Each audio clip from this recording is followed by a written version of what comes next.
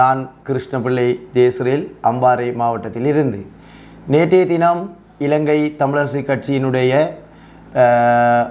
உயர்பீட குழுவினால் எடுக்கப்பட்ட முடிவின் அதிர்வலையின் காரணமாகவே இந்த ஊடக சந்திப்பை கலந்து கொள்ளுகின்றேன். குறிப்பாக அம்பாறை மாவட்டத்தில் இழந்த பிரதித்துவத்தை நாங்கள் மீண்டும் நிலைநாட்டியிருக்கின்றோம். அதன் அடிப்படையிலே இலங்கை தமிழரசு கட்சியினுடைய கட்டுக்கோப்பாக இந்த கட்சியை வழிநடத்த வேண்டிய செயல்பாட்டை இந்த உயிர்ப்பீட உறுப்பினர்கள் செயல்படுத்த வேண்டும். குறிப்பாக 8 ஆசனம் எங்களுக்கு கிடைக்கப்பட்டிருக்கின்றது. 7 ஆசனம் 7 மாவட்டங்களிலே வெற்றி பெற்றிருந்தாலும் தேசியல் பட்டியல் ஆசனம் என்பது இலங்கை தமிழரசு கட்சியின்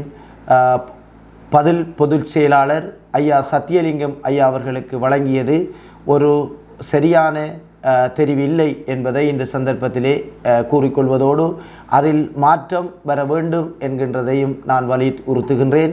குறிப்பாக இந்த நாட்டில் சமத்துவம் என்கின்ற அடிப்படையிலே பெண்களுக்கும் ஒரு உரிமை வழங்கப்பட வேண்டும். வடக்கிலேயோ கிழக்கிலேயோ அது ஒரு பெண்ணுக்கான தேசிய பட்டியல் ஆசனம் வழங்கப்பட்டிருக்க வேண்டும். அதிலே இலங்கை தமிழரசு கட்சியினுடைய உயர்பீட உறுப்பினர்கள் உண்மையிலே மக்கள் வடகிழக்கில் வாழ்கின்ற மக்கள் ஏற்றுக்கொள்ள முடியாதொரு தெரிவை செய்திருக்கின்றார்கள். ஆகையால் அதன் காரணமாக இன்று கிழக்கு மாகாணத்திலே ஒரு அதிர்வலை ஏற்படுத்தியிருக்கின்றது. குறிப்பாக கடந்த காலங்களிலே இந்த ஏனைய கட்சிகள் எங்களுடைய தமிழரசு கட்சியினுடைய செயல்பாடு யாழ் மாவட்டத்தில் இருக்கின்ற தலைமைகள் மாற்றி அமைப்பார்கள், தொடர்ச்சியாக அதுதான் செய்து வருகின்றார்கள் என்று சொல்லுகின்ற கூற்றுக்கு அமைவாகவே பதவியில் இருந்த சத்தியலிங்கம் ஐயாவை தேசிய பட்டியலுக்கான தெரிவு செய்திருக்கின்றார்கள். அது உண்மையாக ஏற்றுக்கொள்ளக்கூடிய ஒரு தெரிவாக இல்லை. குறிப்பாக இன்று மட்டக்களப்பு மாவட்டத்திலே கடந்த பாராளுமன்ற தேர்தலிலே ஒரு ஆசனம்தான் எங்களுக்கு கிடைக்கப்பெற்றிருந்தது. ஏனைய கட்சிக்காரர் ஒருவருக்குத்தான் இலங்கை தமிழரசு கட்சியின் ஊடாக ஒரு ஆசனம் கிடைக்கப்பெற்றது.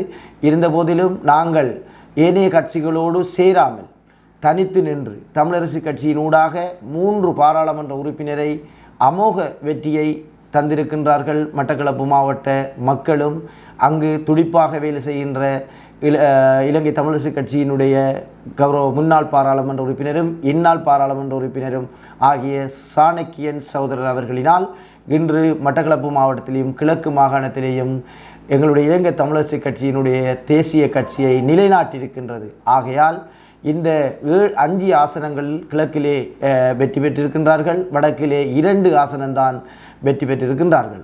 ஆகையால் உண்மையிலே கிழக்குக்கென்றில்லாமல் வடக்குக்கு என்றில்லாமல் ஒரு கிழக்கிலேயோ வடக்கிலேயோ ஒரு பெண்ணுக்கு இந்த தேசிய பட்டியல் வழங்காமல் போனது என்பது மிகவும் கவலைக்குரிய விடயமாகும். குறிப்பாக இந்த நாடாளுமன்ற தேர்தலிலே மக்கள் சரியான ஒரு பாடம் புகட்டியிருக்கின்றார்கள். வடகிழக்கை சுத்தம் செய்திருக்கின்றார்கள். குறிப்பாக ஒட்டுக்குழுக்கள், குறிப்பாக தமிழருக்கு எதிராக விரோத செயற்பாடுகளை செய்தவர்கள், கடந்த காலங்களிலே அரசாங்கத்தோடு ஒட்டிக்கொண்டு தங்களுடைய வளர்ச்சியை செய்தவர்கள், இராஜாங்க அமைச்சர்கள் என்று அனைவரையும் சுத்தம் செய்து தூசி தட்டி ஒரு தூய வடகிழக்கு பிரதேசமாக மாற்றி அமைத்திருக்கின்றார்கள். அந்த அடிப்படையிலே இலங்கை தமிழரசு கட்சியும் ஒரு தூய்மையான சிந்தனையோடு ஒரு வடகிழக்கிலே மேலும் வலுப்பெறக்கூடிய ஒரு செயல்பாட்டை அவர்களும் செய்ய வேண்டும் என்பதுதான் என்னுடைய வேண்டுதலாக இருக்கின்றது. குறிப்பாக இப்போது தலைமை செயலாளர் என்று வடக்கிலே வைத்து கொண்டிருப்பதை இனியும் எங்களால் ஏற்றுக்கொள்ள முடியாது. குறிப்பாக மிக அவசரமாக இலங்கை தமிழரசு கட்சி ஒன்று கூடி வடக்குக்கு கிழக்குக்கென்று தலைமை எங்களுக்கு முக்கியமான ஒரு பொறுப்பு கிழக்கு மாகாணத்துக்கு கிடைக்கப்பெற வேணும். குறிப்பாக அந்த பதவி பொதுச் செயலாளர் அல்லது தலைமை பதவி கௌரவ சாணக்கியன் அவர்களுக்கு கிடைக்கப்பெற வேண்டும். ஏனென்றால் மட்டக்களப்பு மாவட்டத்திலே நாங்கள் எவ்வாறு தமிழ் அரசு கட்சியை நிலைநாட்டினோமோ அவ்வாறு வடக்கிலேயும் அதை நிலைநாட்டுவதற்கு அவருடைய முயற்சியும் முன்னுதாரணமாக செயல்படுகின்றது. குறிப்பாக அம்பாறை மாவட்டத்திலே நாங்கள் இழந்த பிரதித்துவத்தை நாங்கள் பெற்றிருக்கின்றோம். 88 வாக்கினால் எங்களுடைய ஆசனத்தை எங்களுடைய மக்கள் எங்களுக்கு தெரிவு செய்து தந்திருக்கின்றது. குறிப்பாக இன்று தேசிய பட்டியல் என்று பலர் பல கட்சிகள் இங்கு இறங்கியிருந்தது. அத்தனை கட்சிகளுக்கும் அம்பாறை மாவட்ட தமிழர்கள் பாடம் புகட்டியிருக்கின்றார்கள். அதன் அடிப்படையிலே மட்டக்களப்பு மாவட்டம், திருகோணமலை மாவட்டம் என்று கிழக்கிலே தமிழ் தேசியம் வலுப்பெற்றிருக்கின்றது. ஆகையால் நாங்கள் மீண்டும் இந்த பதவி ஆசைக்காக உண்மைக்கு புறம்பான தெரிவுகளை செய்வதனூடாக மக்களை வெறுப்படைய செய்யாமல், மக்கள் கடந்த காலங்களிலே தலைமைகளுடைய பிளவான தெரிவின் காரணமாக, பிழையான முடிவின் காரணமாகத்தான் வாக்கு சரிவு இடம்பெற்றது. குறிப்பாக இன்று அனுர திசாநாயக்க அவர்களுடைய ஆட்சிகள் காலத்திலே பாருங்கள், பார்வையற்றவருக்கு ஒரு ஆசனம் வழங்கப்பட்டிருக்கின்றது. அதே போன்று பெண்களுக்கு, குறிப்பாக 18 பெண்களுக்கு இடம் வழங்கப்பட்டிருக்கின்றது. அதிலே மகளிர் விவகார அமைச்சராக ஒரு பெண்ணுக்கு வழங்கப்பட்டிருக்கின்றது. பிரதமராக ஒரு பெண்ணுக்கு உரித்து வழங்கப்பட்டிருக்கின்றது. ஆகையால் 8 ஆசனம் கிடைக்கப்பட்ட இலங்கை தமிழரசு கட்சி மட்டுமே ஒரு பெண்ணுக்கு அந்த ஆசனத்தை வழங்காதது காரணம் என்பதை நிச்சயம் நான் கேட்டுக்கொள்வது, இது எனது கருத்தல்ல, எனது கிழக்கு மாகாணத்தினுடைய மக்களினுடைய கருத்து. ஆகையால் இந்த தேசிய பட்டியல் நிச்சயமாக மாற்றம் செய்யப்பட வேண்டும். ஒரு பெண்ணுக்காக அந்த தேசிய பட்டியலை வழங்க வேண்டும். அத்தோடு இங்கிருக்கக்கூடிய ஒட்டுக்குழுக்கள், ஏனைய கட்சிகள், வடக்கு தலைமைகள் கிழக்கை வைத்து ஆண்டு கொண்டு வருகின்றார்கள் என்கின்ற ஒரு கோஷத்தோடு தான் பல குற்றச்சாட்டுகளை முன்வைத்து தங்களுடைய பிரதித்துவத்தை தக்க வைத்து வந்தார்கள். அதே போன்று நீங்கள் தொடர்ச்சியாக வடக்குக்கு இந்த தேசிய ஆசனத்தை பெற்றது என்பது மிகவும் ஒரு பிழையான ஒரு செயலாக நான் கருதுகின்றேன். குறிப்பாக வடக்கு கிழக்கு என்று பிரிக்காமல் நாங்கள் வடகிழக்கு இணைந்த ஒரு செயல்பாட்டை தான் இலங்கை தமிழரசு கட்சி செய்கின்றது. ஏனைய கட்சிகள் அனைத்தையும் வடகிழக்கிலே ஓரங்கட்டியிருக்கின்றார்கள் மக்கள். ஆகையால் நிச்சயமாக எங்களுடைய கட்சியை பலப்படுத்த வேணுமாக இருந்தால் அந்த கட்சியினுடைய தேசிய ஆசனம் ஒரு பெண்ணுக்கு வழங்கப்பட வேண்டும். தலைவருக்கு வழங்குறது, செயலாளருக்கு வழங்குகின்ற அந்த செயல்பாட்டை இத்தோடு நீங்கள் நிறுத்தி கொள்ள வேண்டும். இலங்கை தமிழரசு கட்சியினுடைய வளர்ச்சிக்காக நானும் இந்த தேர்தலிலே அம்பாறை மாவட்டத்தில் களமிறங்கி பல வாக்குகளை பெற்று தோல்வி உற்றிருந்தாலும் இந்த இலங்கை தமிழரசு கட்சியினுடைய வளர்ச்சிக்காகவும் இலங்கை தமிழரசு கட்சியினுடைய முன்னோக்கி பயணிப்பதற்காகவும் தொடர்ச்சியாக பயணிக்க வேண்டும். இதில் அதிர்வலைகள், எதிர்ப்பலைகள் வரக்கூடாது என்பதற்காக மக்கள் இன்று தேசிய பட்டியலை நீங்கள் தீர்மானிக்கின்ற போது இந்த கிழக்கின் மக்களுடைய கருத்துக்களை நீங்கள் உள்வாங்க வேண்டும்.